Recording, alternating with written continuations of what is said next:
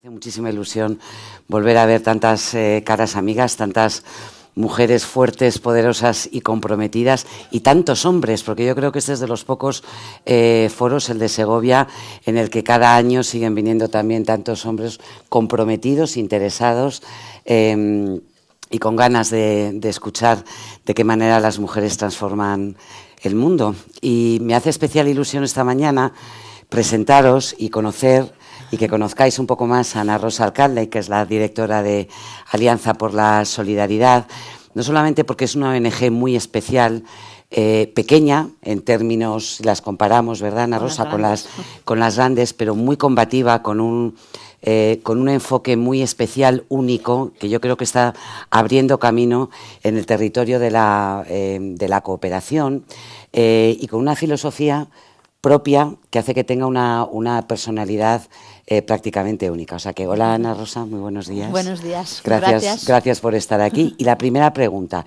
¿cómo acabas tú en este mundo? O sea, ¿qué es lo que hace que te... quiero que sepáis antes de nada que tiene un coco prodigioso.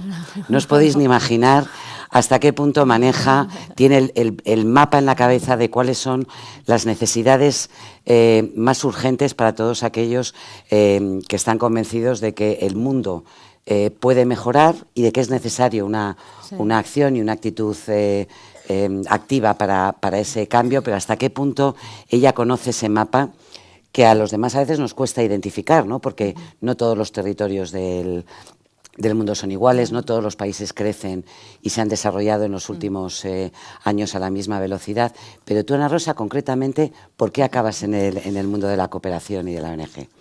Bueno, pues buenos días, gracias Monse. Esta pregunta me parece dificilísima, porque en realidad no es que yo haya acabado, es que esto ha sido mi vida, ¿no? Yo he empezado aquí ya muy jovencita, cuando terminé mis estudios, y eso ha sido mi vida, porque entendía que el mundo en el que vivíamos era enormemente injusto, era gigante, y que no había ninguna razón con los recursos que había y las posibilidades que había para seguir manteniendo esas desigualdades que en aquel momento nosotros interpretábamos desigualdades norte-sur, de países ricos y países subdesarrollados, se llamaban en ese momento cuando yo empecé, fíjate, cuando yo empecé a trabajar en esto. Y bueno, en realidad es mi vocación, es mi vida. O sea, que no es que haya acabado, es que toda mi vida he estado haciendo esto, pues porque me parecía que no se puede vivir de otra forma, ¿no? No se puede vivir como si nuestro mundo fuera solo nuestro país o nuestra ciudad, sino que ya pertenezco a esa generación nacida a finales del siglo XX, pero que le toca hacer una parte importante de su vida en el siglo XXI, que piensa que el mundo es uno y que, por tanto, es obligación de todas y de todos cambiar todo el mundo, no solo nuestra...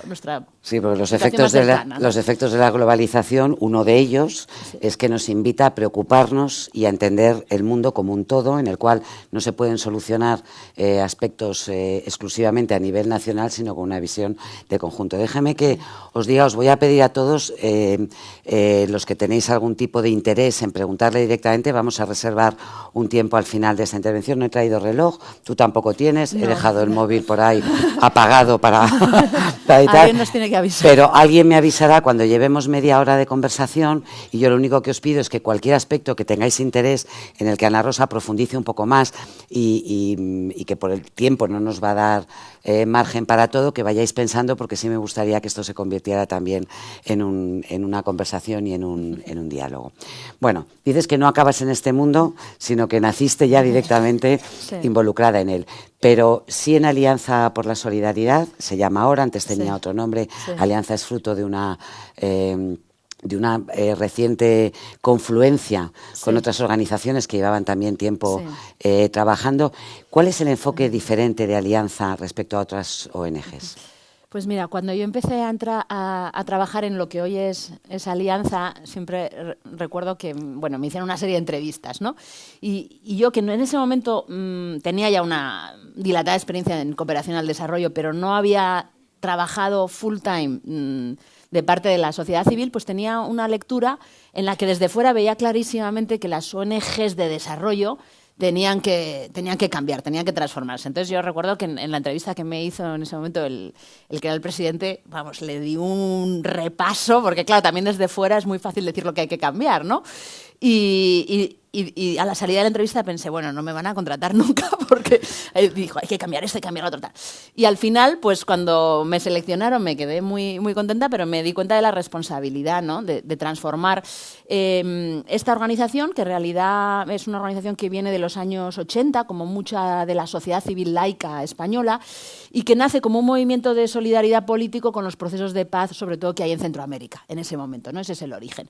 Pero a lo largo de esos años, de esos 20 años de existencia, las organizaciones de cooperación al desarrollo habían ido profesionalizándose mucho, lo cual tiene una parte muy buena, pero centrándose demasiado en lo que era su papel como ejecutoras de proyectos y gestoras de proyectos, en detrimento de cuestiones fundamentales como era hacer un trabajo que tuviera cierto impacto político, conectar con la sociedad de manera más directa, ganar más legitimidad por tener apoyo. Entonces, digamos que el proyecto transformador de Alianza ha tenido mucho que ver con eso, con generar una organización en España que tuviera mayor base social, que estuviera conectada o que hiciera un esfuerzo por trabajar mucho a nivel de los procesos políticos, sin, en este es un caso concreto, sin pertenecer a una de las grandes redes internacionales que facilitan mucho hacer esas transformaciones, ¿no? Y luego esa lectura de que las ONGs solas pues tampoco podían llegar muy lejos, ¿no? Y que era necesario trabajar con otros, trabajar en alianzas, trabajar de manera conjunta, y de ahí la idea que tuvimos ya en el año 2010 de decir, bueno, pues vamos a juntarnos 3 organizaciones de tamaño medio que tenemos esa voluntad de cambiar, ¿no? de estar mucho más imbricadas en la sociedad española y de tener impacto político con el trabajo y con los proyectos de cooperación que hacemos. Y parte de esa lectura de cómo tener impacto político pues tuvo que ver con decir, bueno, la mejor forma de generar cambios es transformar en el ámbito de los derechos humanos de las mujeres, porque primero es una cuestión de justicia y segundo es un elemento enormemente y profundamente transformador de las sociedades.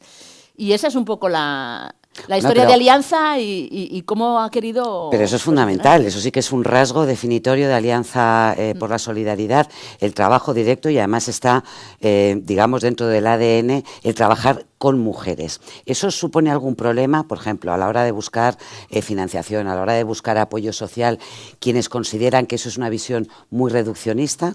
Y sin embargo, vosotros habéis apoyado claramente que trabajando con las mujeres, por las mujeres e involucrando también a las mujeres es como se consigue avanzar de una manera no solo más amplia, sino también más profunda en corregir las injusticias, ¿no? ¿Por qué? Bueno, algo que nosotras vimos, ¿no? desde el primer momento es que la forma en la que se venía trabajando en la cooperación al desarrollo con las mujeres pues estaba como excesivamente centrada en metodologías, ¿no? Pues en aquel momento pues era clave trabajar con el enfoque de género, ¿no? Que está estupendo, que visibilizaba las diferencias de poder entre hombres y mujeres, pero a veces las organizaciones se quedaban ahí porque entrarle a las estructuras de poder que aseguran el control, digamos, de las estructuras del patriarcado, pues es un tema complicado que te hace tener incluso que confrontarte a ti misma como profesional, a Alianza como organización y luego ya tu entorno, ¿no? Entonces es un proceso que ha durado años, que también empezamos más o menos en torno al año 2010 cuando quisimos cambiar todo esto y que nos llevó, en primer lugar, nosotros, claro, somos una organización donde hay hombres y mujeres trabajando. Entonces hicimos todo un trabajo interno para que las compañeras y los compañeros asumieran que nosotros nos podíamos definir, nosotras, como una organización feminista. Y eso llevó un tiempo. Recibimos apoyo en aquel momento del Instituto de la Mujer también para hacer planes de igualdad internamente, para abordar cuestiones que a veces son incómodas en las organizaciones internacionales, como era todo el tema de posibles protocolos de abuso sexual que podrían ocurrir en nuestras organizaciones. Tenéis que pensar que nosotros trabajábamos, ahora cada vez menos, con un modelo de expatriados, que muchas veces son hombres, que están en entornos, en sociedades locales, que manejan los recursos, que se invierten entonces, le entramos a todas esas cuestiones un poco difíciles y antipáticas. Lo hicimos de una forma transparente, abierta, llevó un tiempo de inversión interna dentro de la organización.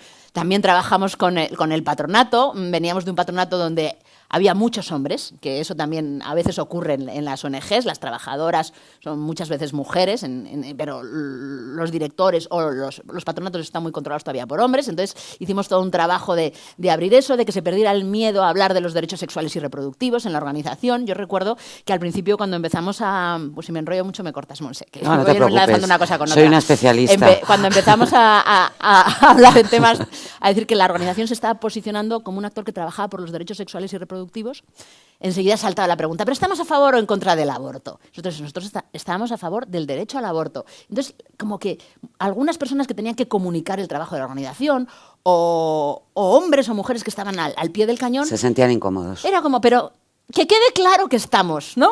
Sí, está claro, está la política diseñada a nivel de la organización. O sea, entonces, bueno, son procesos, primero, internos que llevan su tiempo. Y una vez que ya ganas ese terreno interno dentro de la organización y que se asume, hicimos cursos de nuevas masculinidades para compañeros en España, por ejemplo, en Colombia, para que ellos también pudieran trabajar con una organización que estaba moviéndose al trabajo en derechos de las mujeres. Y eso lo lleváis al extremo, por ejemplo, de que en mitad de una crisis como la que estamos viviendo, la crisis de los refugiados, uno de los momentos en los que yo creo que Europa se enfrenta a su futuro. No va a ser Grecia, no va a ser la deuda, no va a ser la crisis económica. Nuestra reacción, y hasta ahora está siendo bastante decepcionante, por no decir abiertamente cabreante, nuestra reacción ante este reto y este problema que tenemos va a ser definitorio de si Europa continúa construyéndose o no. Y vosotros estáis haciendo, en el caso, por ir ya, Ana Rosa, a casos muy concretos, en el caso de los refugiados, un hincapié especial en el eslabón más débil, que son las mujeres. Las mujeres están sufriendo no solamente todo el dolor, las penurias de cualquier refugiado, sino que además en los campos de refugiados donde se sitúan, en las zonas, en cualquiera de los pasos de ese trayecto terrible que es desde Siria o desde Afganistán hasta Europa, están sufriendo violaciones, abusos. Me contabas también matrimonios muy precoces, porque los padres casan a las hijas en los pueblos, en las ciudades de origen, creyendo que van a ir mejor acompañadas o que van a tener más posibilidad. Entonces, en mitad de lo que parece una crisis que efectivamente afecta a hombres y mujeres y niños por igual, vosotros decís, no, el foco además doblemente en las mujeres. O sea, lo que nosotros vemos ahí es 11 millones de personas tienen que huir de su casa entre 11 y 14, ¿no? Por el tema de la guerra en Siria. Líbano y Jordania, que son los dos países donde nosotros estamos trabajando más, han asumido, sobre todo Líbano, desde hace tiempo y de manera silenciosa, una parte importante de la población. Líbano no es un país que tenga muy buenas condiciones y ahí están, ¿no? Ahí parece en torno a 2 millones de personas refugiadas. Muy bien. Entonces empezamos a ver los datos, a destripar los datos y vemos que 5 de cada 6 refugiados son mujeres o niños o niñas. Entonces, claro, como organización pensamos, bueno, la respuesta, vamos a centrarnos en el tema más importante que sufren o que tienen que soportar o con el que tienen que luchar las mujeres que salen. Y efectivamente, la primera cuestión con la que tiene que lidiar cualquier mujer refugiada es con el tema de la violencia. La violencia sexual, brutal, que pasan desde el momento que deciden abandonar su hogar y a partir de ahí, la violencia de todos los sistemas de control y de seguridad y la violencia que en el seno de las familias se va incrementando por toda la situación de frustración y de limitación de las condiciones, limitantes del acceso a cuestiones básicas, ¿no? Entonces, decidimos centrar la estrategia de trabajo en los temas de violencia que están sufriendo, violencia de género, que están sufriendo las mujeres refugiadas. Y al final, también, como no somos una organización muy grande, entonces hemos tratado de focalizar el tema.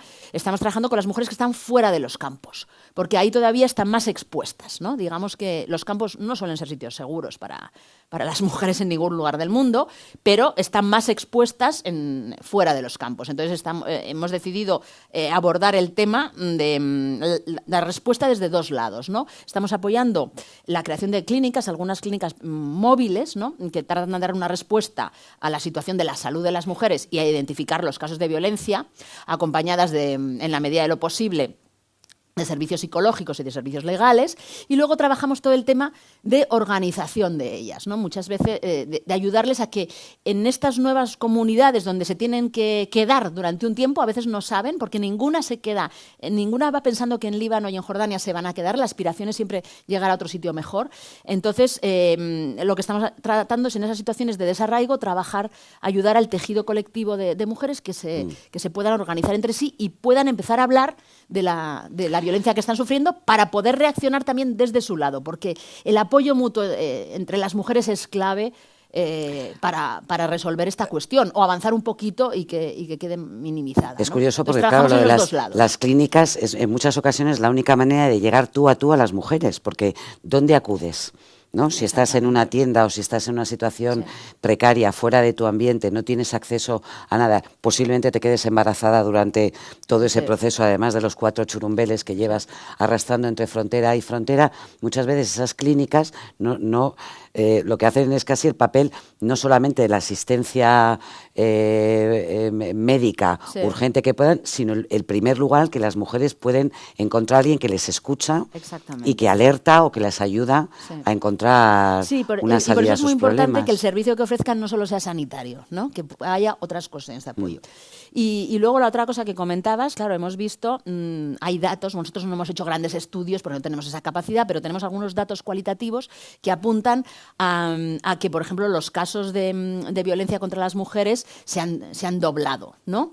Han aumentado enormemente en relación a sus comunidades de origen.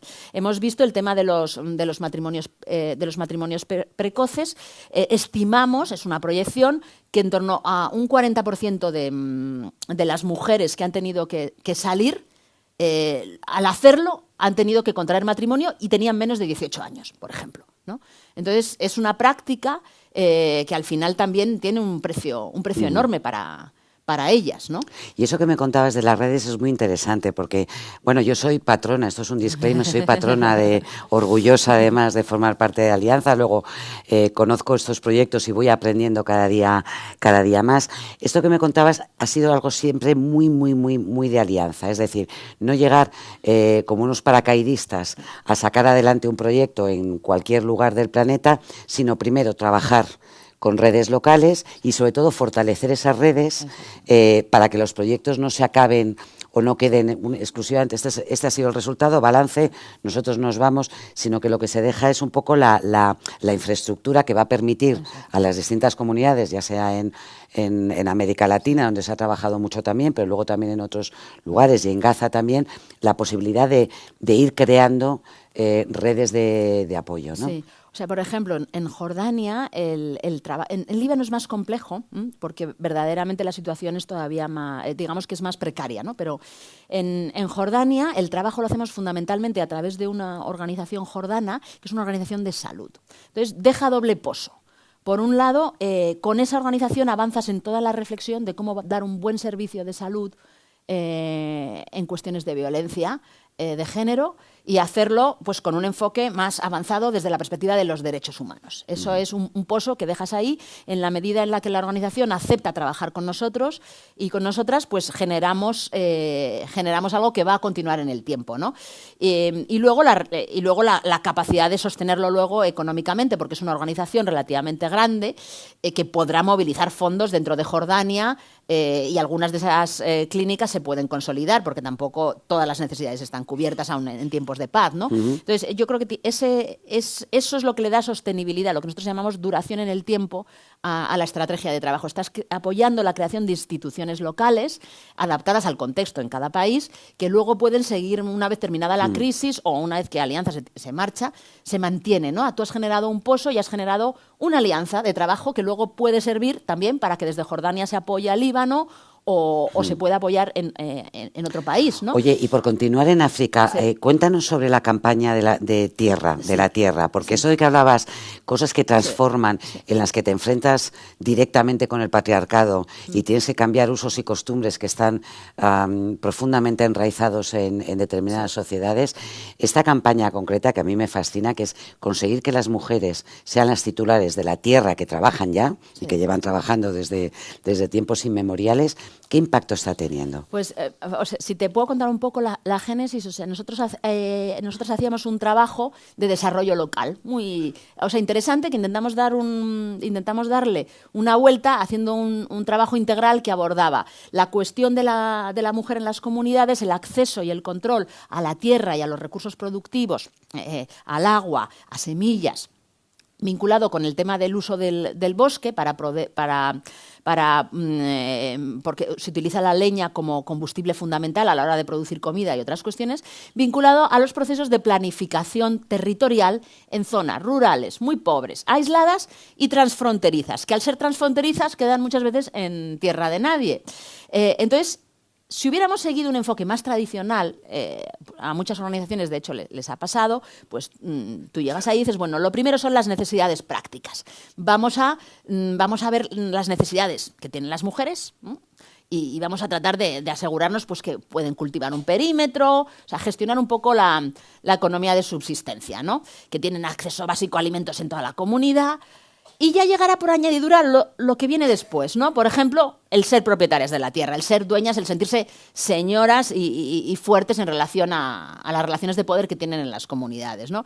Y justamente el apostar por una visión de derechos de las mujeres nos llevó a empezar por ahí, ¿no? A la vez que hacíamos lo otro, desde el inicio tomábamos conciencia de que era importantísimo y que un cambio a medio plazo podía ser asegurarnos que, en este caso, que las mujeres podían ser las propietarias de la tierra. Es propiedad colectiva, porque en esta zona que trabajamos, en la Casa Más Natural, no existe la propiedad privada como la entendemos en Europa. ¿Qué la zona exactamente es? La zona es la frontera entre Senegal y Bissau y un poco más hacia el norte, que llegamos hasta la frontera con Gambia, de Senegal y Gambia. O sea, es todo como una zona natural, ¿no? Digamos, donde además las poblaciones comparten la lengua, bueno, etcétera, ¿no?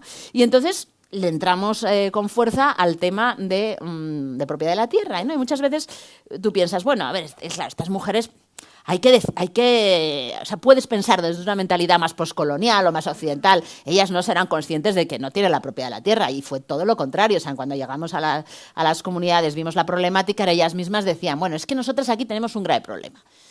Los hombres, cuando se reúnen, están sentados y a nosotras nos dejan en los sillones de detrás. Si tengo que elegir quién va a la escuela, tengo que elegir que vaya mi hijo y no que vaya mi hija. Y encima, ¿por qué nosotras no podemos tener la propiedad cuando ellos la tienen? O sea, que había ya una mentalidad en las comunidades de tomar conciencia de... Ellas ya eran conscientes de las desigualdades. Entonces, en realidad, nosotros lo único que hicimos fue apoyar, dar una serie de instrumentos para que eso siguiera un proceso legal, para que fuera acompañado de un trabajo político a nivel de las capitales, de incidencia. Y conseguimos, por ejemplo, que por primera vez un grupo de mujeres que hace un año y medio eran 30, ahora son 1.300, tuvieran la propiedad de la tierra en Guinea-Bissau. Y hemos recibido un premio por ello, de lo que estoy especialmente orgullosa, que nos dio ONU Habitat en 2015. Pero sobre todo, por lo que estoy orgullosa, es porque hemos podido ayudar en algo donde ellas lo tenían clarísimo, ¿no? Que si no tenían esa garantía de poder controlar ese elemento productivo que era la tierra, no podían tomar las decisiones finales sobre qué se producía, cómo vendían, claro, toda la cadena. Y eso ya está ¿no? provocando un cambio en toda esa cadena, ¿no? Porque eso es una cascada. Un cambio. También, imagínate, o sea, te da una sensación de poder, ¿no? De que tú efectivamente puedes cambiar las cosas. Y yo creo que ese es el cambio más importante para esas mujeres, efectivamente. Claro. Y luego ha tenido impactos muy interesantes. Pues, por ejemplo, hemos estado midiendo que se ha aumentado la disponibilidad de alimentos son zonas de hambrunas cíclicas en 8 semanas. Porque efectivamente hay un trabajo muchísimo más orientado al bien común también en este caso, ¿no? Porque ellas llevan el peso del bienestar de la comunidad, ¿no? Oye, ya que estamos en África, déjame preguntarte, porque yo he escuchado a algunos expertos de cooperación hablar que el foco obligatoriamente cada vez más tiene que ser África.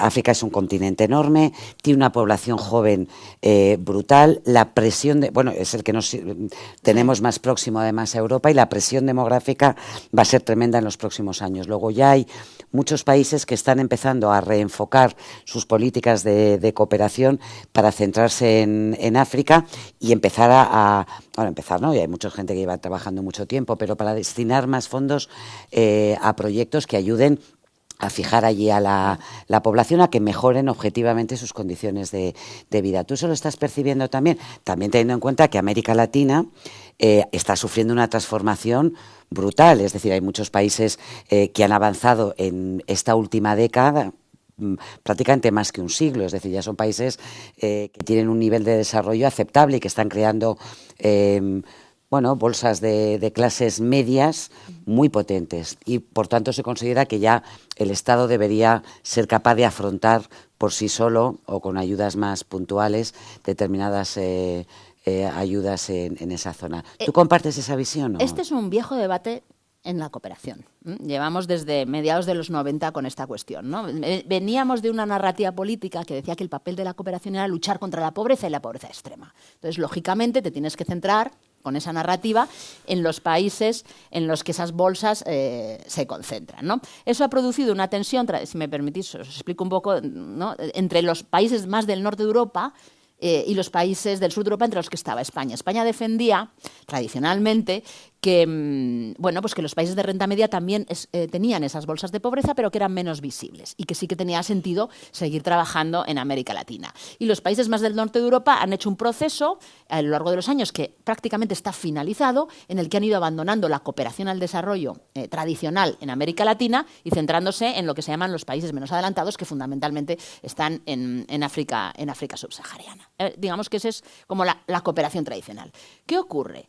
Que una de las cosas interesantes que han ocurrido en los últimos años es que se ha ido transitando del foco de pobreza extrema a poner el foco en los debates sobre las desigualdades. No digo la desigualdad, las desigualdades. Entonces, verdaderamente es una forma de ver los problemas del mundo que es muchísimo más acertada para resolverlos que la mirada de pobreza extrema, que es una mirada un poquito estrecha. Entonces, en cuanto tú pones la luz y el foco en visibilizar las desigualdades, te das cuenta, y cada vez hay más actores políticos, entre algunos donantes y sobre todo en la sociedad civil, porque la sociedad civil es la que está empujando más por esta agenda, que ve que es muchísimo más estratégico abordar la cuestión de las desigualdades a nivel global que centrarse en la pobreza extrema. Entonces, ¿esto a dónde nos lleva? A reconocer que las desigualdades ya no permiten hablar del mundo del norte rico, mundo del sur pobre, vamos a ayudarles, que es una narrativa pues, que tiene su origen en una lectura del mundo muy poscolonial, ¿no? Entonces, las desigualdades se dan en todos los países del mundo. Se dan en Europa, se dan en América Latina y se dan también en los países que tienen esas bolsas de pobreza extrema. Esas desigualdades ya no están vinculadas a solamente, digamos, a procesos internos. Ya no es una cuestión de que países puedan no tener los recursos o que sus élites sean corruptas, que eran narrativas que explicaban con mayor o menor acierto que por qué eran pobres esas sociedades, sino que esas desigualdades se están generando por procesos que son mucho más globales. Se están generando por cómo es el sistema productivo y de consumo en el mundo, se están generando por cómo es el modelo energético del mundo, basado todavía en energías fósiles extractivas que generan mucha violencia y violencia. Está vinculado también con esa idea de que el desarrollo no tiene límites, que va a continuar el desarrollo económico y que es un desarrollo depredador de los recursos naturales. Está vinculado con los debates de cambio climático, está vinculado con la agenda de las desigualdades entre mujeres y hombres como cuestión global que cruza y transforma todas las sociedades. Está vinculado con los sistemas impositivos, con los modelos de impuestos que tenemos, con la evasión fiscal, con los paraísos fiscales.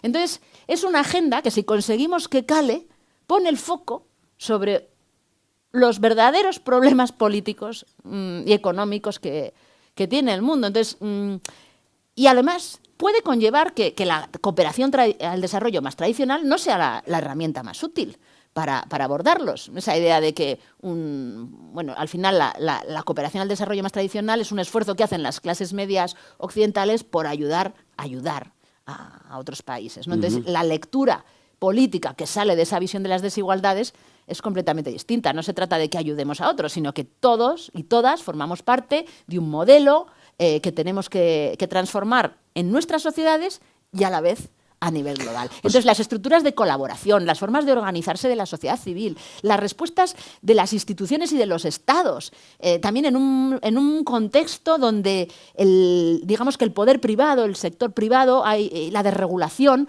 ha permitido que se creen otras bolsas de poder que no son tan claras, las llaman líquidas, que no responden ante nadie, que o sea, que es fruto de esta reflexión lo que estamos viendo en los últimos años, como diversas ONGs han empezado a poner el foco en la desigualdad y cómo en vez de ocuparse de aspectos más concretos, de comunidades más concretas, lo abordan de una manera genérica. Exactamente. Entonces yo creo que no hay que caer en la trampa de decir, bueno, hay que hacer cooperación al desarrollo tradicional con África subsahariana. Si me preguntas mi opinión, yo no soy partidaria de eso. Yo creo que es muchísimo más interesante ahondar en cómo tiene que ser nuestro trabajo político y nuestra cooperación si tenemos una agenda de reducción de las desigualdades. Eso nos obliga a ver la cuestión de migraciones no como una cuestión de seguridad, todo el tema del desplazamiento, ¿no?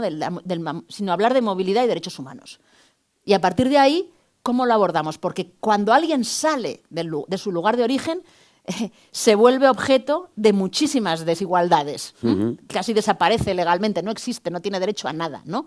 Y en el caso de las mujeres va acompañado de procesos muy duros de violencia y violencia sexual. Entonces, es otra forma de mirar los problemas, ¿no? Oye, me estabas comentando, y esto es avanzar un poco porque todavía está por hilvanar bien, pero me ha parecido muy interesante, hablando de Colombia y de los inminentes acuerdos de paz, uno de los proyectos en los que estáis trabajando, es decir, no trabajando sobre el terreno, sino trabajando en el diseño de crear cuadros, fundamentalmente también de mujeres, pero luego que ayuden a que todo ese proceso, esa digestión que tiene que hacer de Colombia tras años y años de violencia, pueda realmente fructificar, ¿no? Tú imagínate, más de 60 años de conflicto. Antes de Siria, el país que tenía mayor número de desplazados y de refugiados en el mundo y de refugiadas, ¿no? De gente que había tenido que salir con lo opuesto de sus lugares de origen por el conflicto. O sea que verdaderamente un conflicto de ese calado deja muchísimas heridas en la sociedad, ¿no? Es una sociedad muy violenta, y luego hay muchísimos... Está muy poco visibilizado toda la violencia que han sufrido las mujeres a causa del conflicto, porque esto mismo que hemos comentado, violencia sexual, ser utilizadas la violación como arma de guerra, las chicas reclutadas como esclavas sexuales del ejército, de las bandas criminales, de los paramilitares, de las guerrillas. Es una práctica súper común, ¿no? Entonces, ahora estamos ante la inminencia del anuncio de un proceso de paz que es importantísimo, que es histórico, pero también sabemos que normalmente cuando hay un cambio en las estructuras de poder de un conflicto donde había ya un status quo, se recrudece la violencia. Entonces, lo que nosotras esperamos es que en las zonas en las que trabajamos, que es fundamentalmente la zona del Pacífico en Colombia, después del anuncio va a haber un recrudecimiento de la violencia porque se mueven las estructuras de poder. Y entonces va a haber una fase donde es necesario todavía intensificar la respuesta humanitaria. Pero después, si todo va bien, creemos que eso va a descender. Y estábamos reflexionando dentro de la organización, ¿qué respuesta podemos dar? Pues nosotras venimos de trabajar en comunidades rurales, aisladas, con poquísima presencia del Estado, donde hay que crear Estado, porque si no se crea Estado en esas zonas, difícilmente se van a resolver los problemas estructurales que generaron el conflicto en Colombia, ¿no? Entonces, la creación de Estado pasa por ayudar ese paso de la vida guerrillera a la vida civil. Y pasa también por reforzar los liderazgos comunitarios, donde muchos son liderazgos de mujeres que durante estos años tan duros han sido capaces de dar respuesta, de organizarse adecuadamente, de reconstruir su vida, de asegurar que pequeñas comunidades salieran adelante. Entonces, la idea es, si pudiéramos, ¿no?, poner en marcha con algunos partenariados con universidades colombianas, españolas, con alguna financiación internacional, nacional colombiana, alguna que viniera de España, algo que permitiera hacer una formación masiva de cuadros en políticas públicas locales, en gestión del territorio. Colombia, por ejemplo, es un país enormemente rico en recursos naturales. Imagínate la presión de las nuevas lideresas o los nuevos líderes que salgan elegidos a nivel comunitario. La presión por vender los recursos, por dar concesiones a cambio de cualquier regalo que a medio plazo hipoteca el futuro de esas zonas, ¿no? Entonces hay que hacer un esfuerzo en formación de todo eso, en políticas públicas, y luego imagínate si tuviéramos la ocasión también de sacar esa primera, segunda generación de cuadros formados en políticas de igualdad, desde lo local, ¿no? Yeah. Sería, bueno, pues yo estoy soñando, ¿no? Pero creo que ahí se pueden sentar las semillas de un cambio muchísimo más arraigado. Y luego hay leyes muy interesantes en violencia, que es la ley de tierras, de restitución de tierras, la ley de víctimas, Sí. todo el debate que hay sobre justicia transaccional, ¿no? Cómo se va a reparar el daño hecho en el conflicto, que también es un espacio donde las mujeres pueden tomar la voz y dar visibilidad a lo que son sus derechos y al tipo de reparaciones que ellas Pero eso, necesitan, fíjate, ¿no? tiene razón, Y al fin invita derecho. tanto a soñar, ¿no? Que lo que ya existe como pequeñas comunidades puedan transformarse en Estado y un poco en los agentes estabilizadores de lo que queda por venir de los cambios, es maravilloso. Háblame, sí. ¿Ha pasado media hora? Más de media hora, no me lo puedo creer. Bueno, Para es mí que como nosotros si hubieran podemos pasado estar 10 así. minutos. Bueno, vale, yo tengo varias preguntas más, pero me interesa saber, aunque tengo que decir que no veo a nadie con este foco delante. Si tenéis alguna pregunta y queréis que vayamos incorporándola a la conversación, levantad la mano, alzad la mirada. Bueno, si me hacéis alguna señal o se la hacéis, ¿tú tienes? Venga, pues ahí tenemos un micro.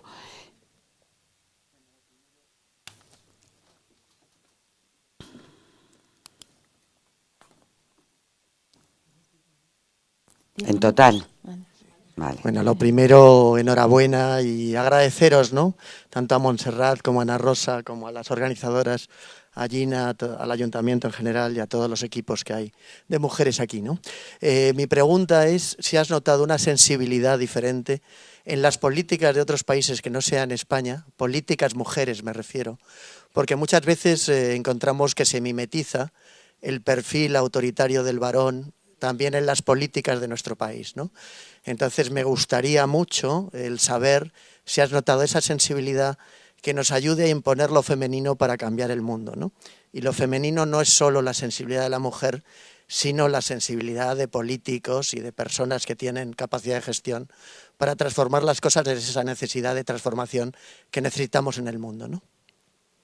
A lo mejor puedo coger varias preguntas. ¿O? Bueno, ¿tenemos alguna más? Bueno, vamos primero con esta y luego, si queréis, juntamos otras dos.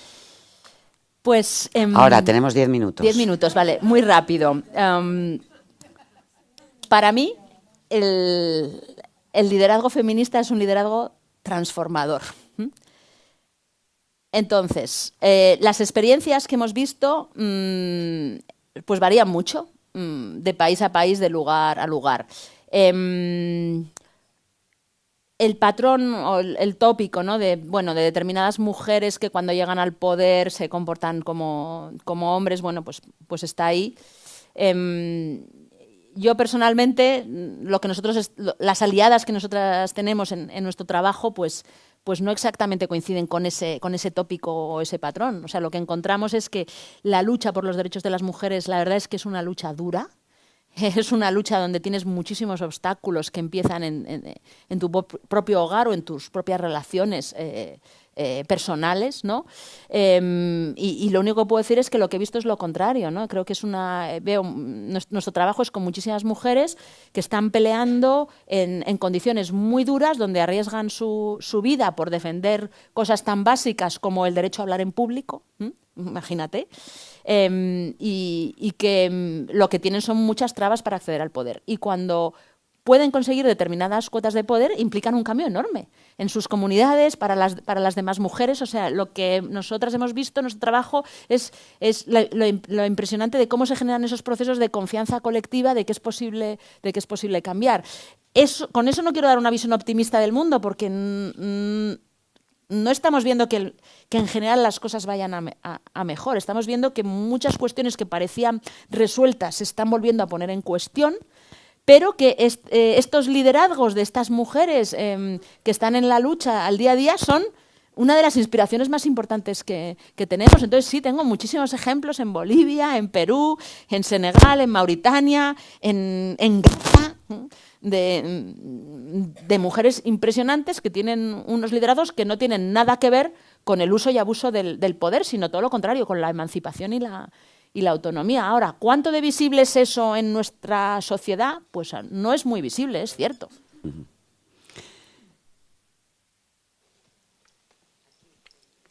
Ahora, si queréis, lo que sí que hacemos es... Me enrollo mucho, por eso digo varias de Hola.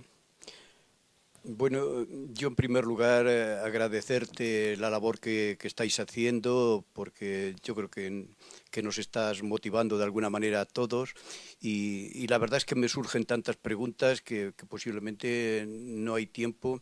Voy a empezar, por ejemplo, en el tema que me parece que has dicho algo así como que la cooperación al desarrollo, esa figura es algo obsoleta ya y que yo recuerdo pues el movimiento 07 con ese Producto Interior Bruto, el 07 que había que dar de los países y que era para ayudar a los distintos países y que no sé en qué ha quedado todo esto, ¿no?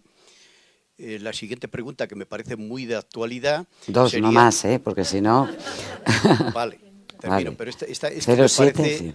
el acuerdo que ha tomado la Unión Europea de mandar a los refugiados a Turquía, un país donde no se respetan los derechos humanos. ¿Qué hacéis vosotros en este caso y qué se puede hacer? Bueno.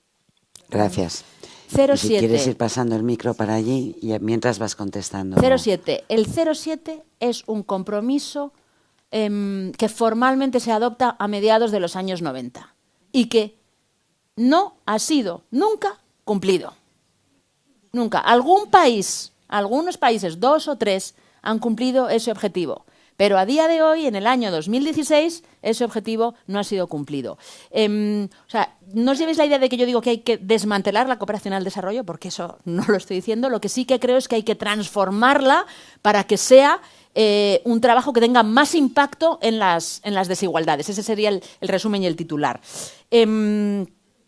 No se ha cumplido nunca el 07 y no hay medio legal de exigirlo. Esto es parte de los problemas y de los acuerdos que hacemos en el ámbito de las políticas de cooperación al desarrollo, que al final son compromisos políticos que no son vinculantes y exigibles de manera legal en ningún lugar y que tampoco al final terminan de ser la gran prioridad de las sociedades occidentales cuando van a votar. Los ciudadanas y los ciudadanos cuando van a votar pues no votan en función del 07, no votan tampoco en función de la respuesta que se da que se dio a la guerra de Irak, por ejemplo, no votan tampoco en función probablemente de la respuesta que se da a la crisis de las personas refugiadas, ¿no? Lo cual, en mi opinión, es un error de foco que tenemos las electoras y los electores, que tenemos que empezar a pensar también en que esas malas decisiones a nivel global nos afectan. Entonces, nosotros lo que estamos haciendo hoy nosotros ahora es protestar por el acuerdo. Es lo primero que hemos hecho, protestar. Pero también lo que es impresionante es que eso porque esta práctica de devoluciones en caliente ya ha empezado desde hace tiempo. La tuvimos hace poco en nuestra frontera, nuestro país, nuestro gobierno lo ha hecho en Ceuta y Melilla. Lo que es impresionante, que es ya para mí, en mi opinión personal, es el culmen de la impunidad, es que eso conste en un acuerdo formal de los jefes de Estado de la Unión Europea. Entonces, eso hay que pararlo. Es por lo menos eso, ¿no? Y luego todo lo que hay detrás. Entonces, ahora nuestra primera respuesta ha sido la indignación y la protesta, pero en mi opinión tampoco está teniendo tanta fuerza a nivel social, porque la sociedad europea está siendo educada en el miedo y en la xenofobia. Entonces, no basta con que se proteste en un país, no basta con que se proteste en Europa, perdón, en España. Esto es una política europea. Tenemos que conseguir articular un movimiento ciudadano que reacciona, que va más allá de un país. Eso para mí es una lectura clarísima de las respuestas contra las políticas de austeridad en los últimos años. O sea, no vale la respuesta que se da desde un país, se cambia muy poco. Es necesario articular los movimientos ciudadanos para que sean más efectivos en varios países a la vez, ¿no? Bueno, Bueno, ante todo mis felicitaciones, mi agradecimiento por estar aquí y contar lo que nos has contado y desde luego expresarte mi admiración por tu trabajo, que me parece impresionante. Bueno, dicho esto, yo quería preguntarte algo porque a mí siempre que me surge todo el tema de empoderar a las mujeres, en lo cual yo también siempre he participado, me resulta a veces un poco la carencia de los hombres, del trabajo con los hombres. Mi pregunta es, ante ese empoderamiento de la mujer, tanto en Latinoamérica como en África, como en otros países, ¿cómo reacciona el hombre? El hombre latinoamericano, ¿cómo está reaccionando? Porque a mí a veces me parece que falta ese trabajo para concienciar a los hombres en una contraeducación que han tenido y por eso a veces también tienen esa frustración, esa agresividad, esa violencia. ¿Cómo reacciona el hombre africano y cómo reacciona, si tienes esa experiencia, el hombre de religión musulmana? ¿Cómo reaccionan los hombres? ¿Qué trabajo se está haciendo con ellos? Gracias. Bueno, muy brevemente, yo no podría generalizar, ¿no? Lo que nosotros hemos visto en nuestra experiencia es que es verdad que muchas veces se generan, los cambios de poder generan una respuesta, una reacción que a veces tiene que ver con la violencia. Pero igual que te digo eso, también te digo que tenemos otras experiencias en las que hemos podido hacer y hacemos desde el diseño del trabajo de intervención, trabajo con grupos de hombres, que nosotros lo llamamos nuevas masculinidades, pero que en realidad es la reflexión sobre el rol masculino tradicional en la sociedad, y eso lo hemos podido trabajar en Líbano, y lo hemos podido trabajar en Bolivia, y lo hemos podido trabajar en España, y lo hemos podido trabajar en Colombia, y lo hemos podido trabajar en Senegal. O sea, con eso quiero decir que es posible, y lo último, que es posible y que funciona, y que es impresionante cuando funciona bien el poder que tiene también de cambiar, ¿no? La forma de entender las cosas.